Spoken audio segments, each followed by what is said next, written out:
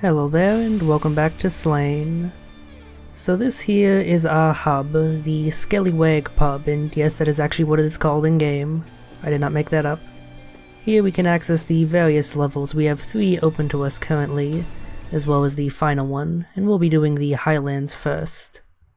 Once serene and bountiful, the wind-swept plains of the Highlands have fallen into decay under the poisoned footfalls of raw, swarming fiends. Murderous witches and skeletons dominate the blighted countryside, offering only a painful death to unwary trespassers.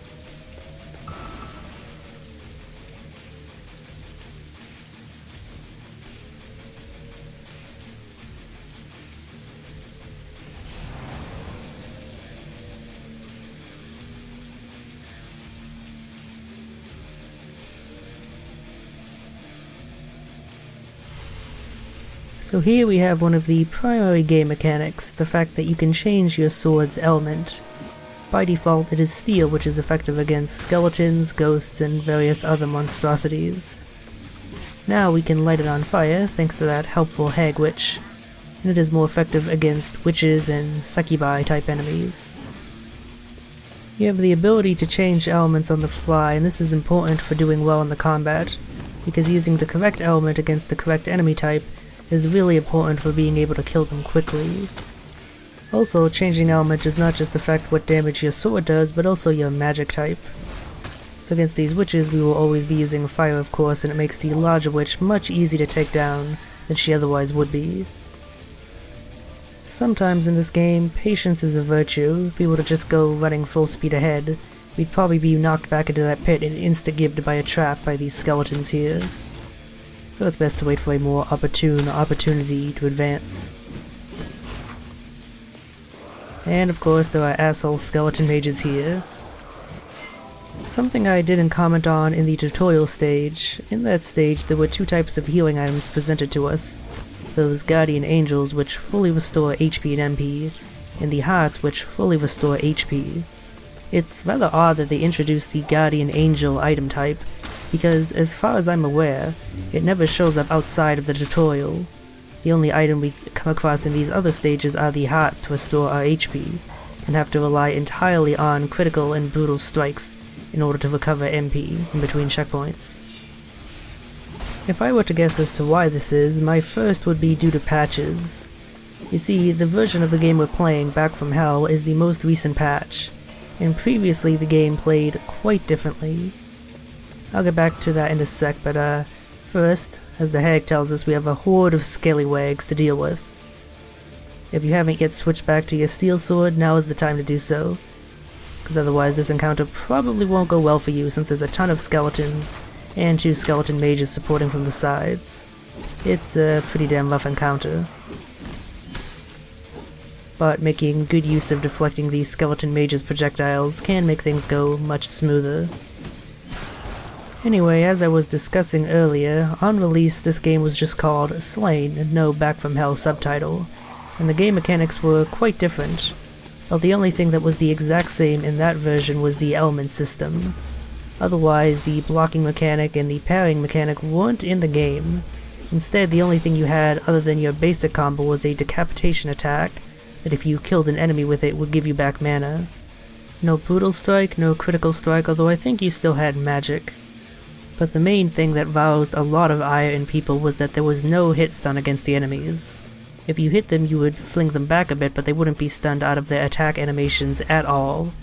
And because of the screen space in this game being fairly limited, being just a largely linear corridor, that made it actually really difficult to actually avoid getting hurt by the enemies, and made the game difficult in a rather unfun way.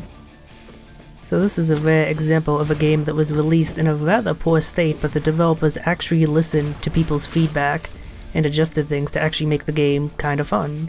As I've said before, the gameplay is overall still fairly simple, but it keeps you interested throughout the length of its game. Anyway, as you just saw there, that was our first death, and what is likely to be the cause of most of the deaths on this playthrough, being hit by an enemy or a projectile and being flung back into an instant death pit or trap. That is yet another reason why I hate the skeleton mages. They're usually the ones who end up doing that to me. Coming down here though, we have our second secret by passing through that not quite a wall. The secret of Alfieris. This one's actually less tough than the previous secret in my opinion. It's just a larger ghoul, so you can just parry, brutal attack, and then repeat like we've done with the previous ones. Not really that threatening. Later secrets will actually be a bit more interesting. None of them have unique content, but some of them have interesting enough enemy configurations to actually be fairly tough to do. But, that out of the way, we got our second piece of the medallion. And we can start to see the shape that it forms. Here we encounter a new enemy type, the Poison Skeleton. The main thing that makes them different from the regular skeletons is that they're weaker to magic than they are to your sword. As you saw there, they died to the magic blast that the regular skeletons survived, but regular strikes will be less effective against them, taking 4 to 5 to kill them rather than 3.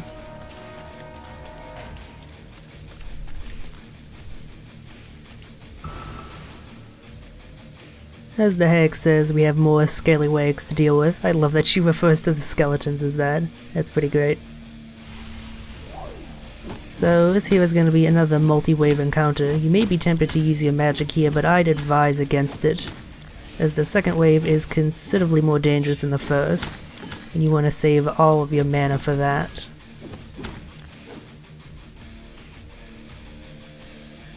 After all, if you have a full mana bar, you can do the mana blast to immediately take out a bunch of the skeletons. If you're willing to wait a bit longer, you can have these skeleton mages approach and take them out too. But even just taking out the melee guys immediately makes it so much easier to deal with the remaining mages.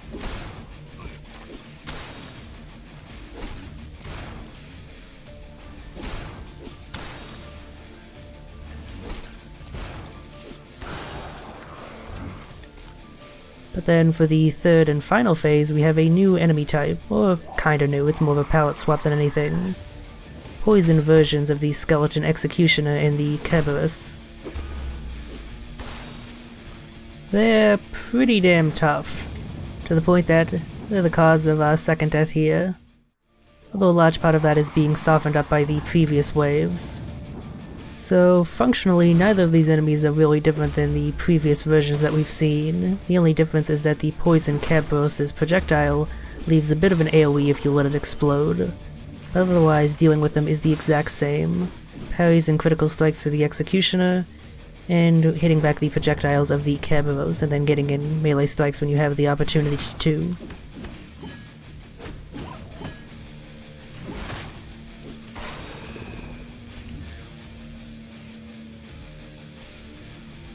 Remind me never to partake of the hag's soup.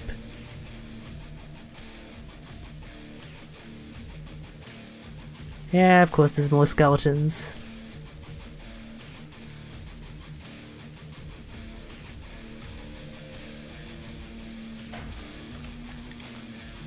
Thankfully the game's kind enough to give us a checkpoint immediately after that gauntlet. Especially handy since our third death is coming up soon. I'll leave you to guess what is the cause.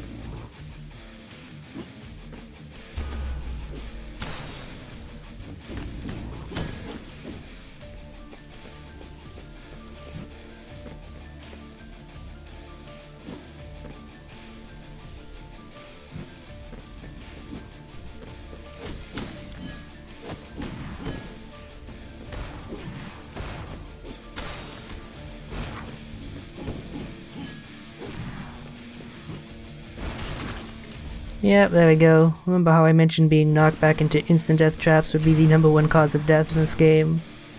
That's a pretty good example of what I meant.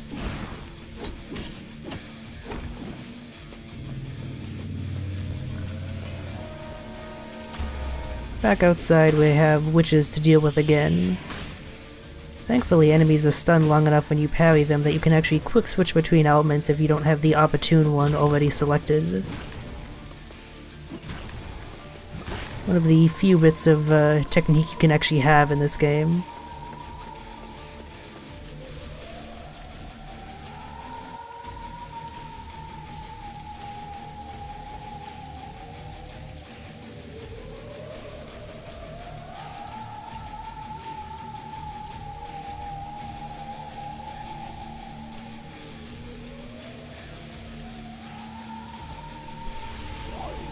So, before the transition into the second part of the stage, since pretty much all the stages have a two-part level design, we have one final gauntlet against a bunch of witches here.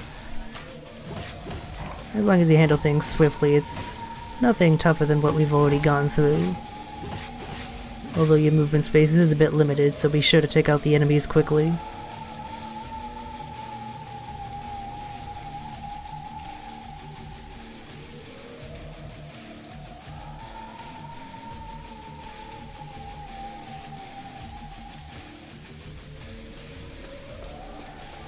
And so now we venture into the Highlands Tower. Howls and shrieks of despair can be heard from within the crumbling walls of the tower. Rising from the bleak landscape, this formerly stately palace is now prison to the tortured soul of a once admired noblewoman, tricked into damning herself and her kin by the villainous Lord Vraal.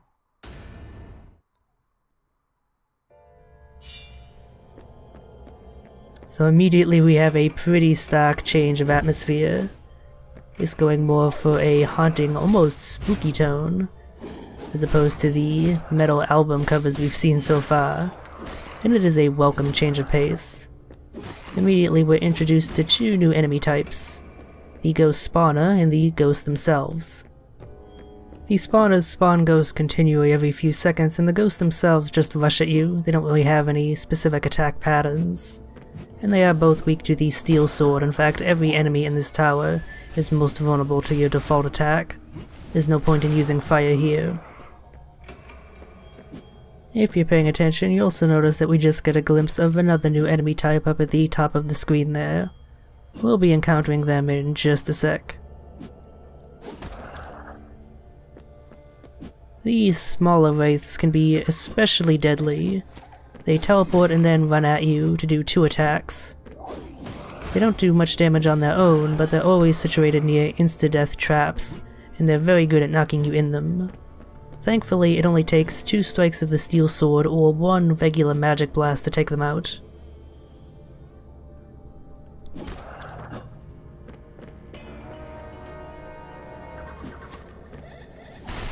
See, Magic Blast is especially handy versus them for that reason.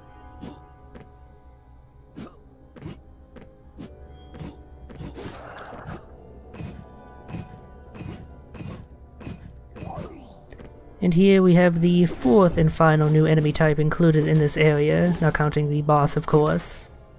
I really don't know what to call this. I guess I'll call it a Ghoul Wraith. After damaging them sufficiently, you need to get away as they cast an AoE, but unfortunately in that case the Black Ghost enemies kinda got in the way. Thankfully the second go around goes a fair bit better.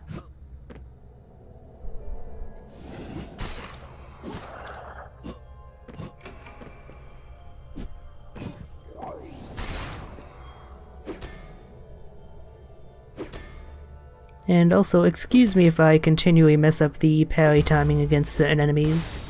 Pretty much every enemy in this game has its own distinct parry timing, and it's difficult to remember all of them on the fly. Sometimes it takes me multiple tries to actually remember it.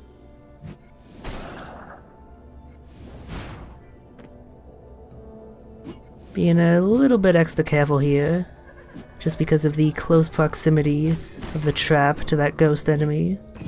I'm being especially wary since I've had 2 deaths to traps in this video so far.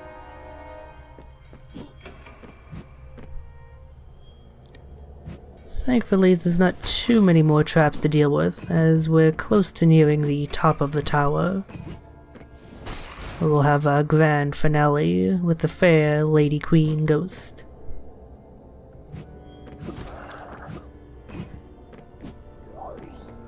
In the meantime, we have plenty more awesome imagery to look at. That really is the reason why I enjoy this game as much as I do. The gameplay, as I've said time and time again, is just a bit too simplistic to be worth solely playing the game for, but the absolutely gorgeous art is just a feast for the eyes. Pretty much every single screen in the game is like its own unique metal album cover, and it truly is great. Ideally, for the next game, these developers will be able to make something that is a bit more meaty gameplay-wise to go along with their great art ability.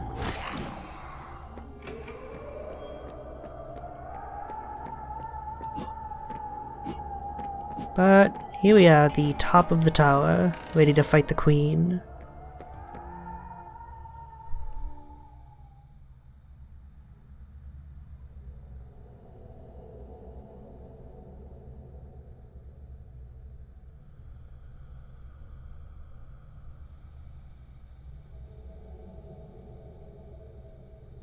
So basically a Sisyphus scenario. Not too terribly pleasant, that's for sure.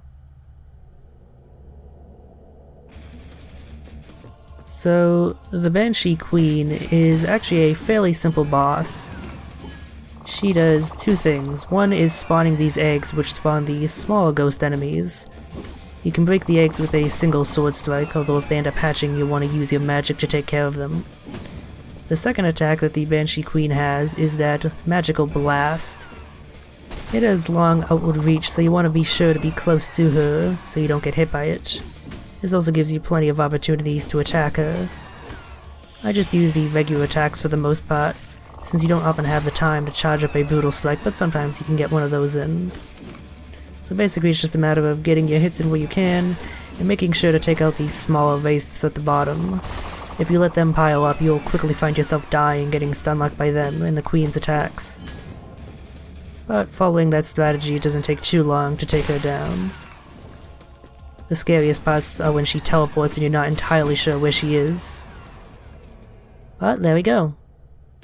And let's honor the great horned metal god yet again.